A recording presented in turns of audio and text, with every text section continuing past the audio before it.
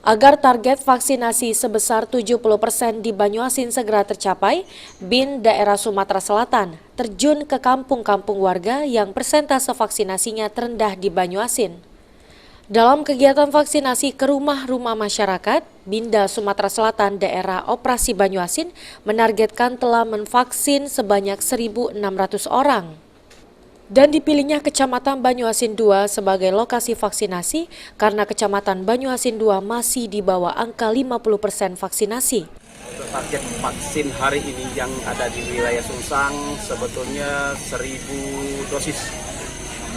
Diharapkan pada masyarakat dapat divaksin pada siang hari ini sehingga akan menambah capaian vaksin kita pada akhir Desember sebesar 70%. Pak, ini berlangsung satu hari atau berkelanjutan berapa hari, Pak?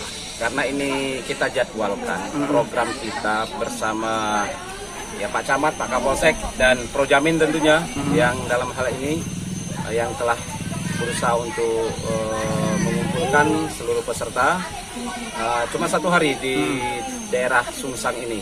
Namun ada titik lain yang kita kerjakan vaksinasi di daerah Bangunsari di Tanjung Lago dengan target 600 sampai 700 orang. Rendahnya capaian vaksinasi di Kecamatan Banyuasin II sendiri karena mayoritas penduduk nelayan.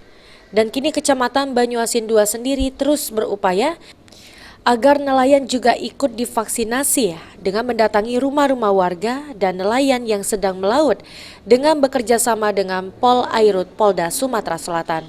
Sampai saat ini capaian secara manual kita sudah 46%, baru 46%. Namun demikian kami berbagai upaya juga kami laksanakan untuk percepatan ini. Termasuk kami terima kasih ada dari BIN, dari Projamin untuk membantu di Kecamatan Banyuasin II ini. Ya, yang pertama yang kami dalam analisa kami ini adalah banyaknya warga yang ke laut. Jadi mereka mayoritas nelayan. Jadi ketika kita datangi ataupun kita ada pelayanan, mereka sedang di laut seperti itu. Jadi sedang menangkap ikan di laut, ya. Sulaiman, PAL TV.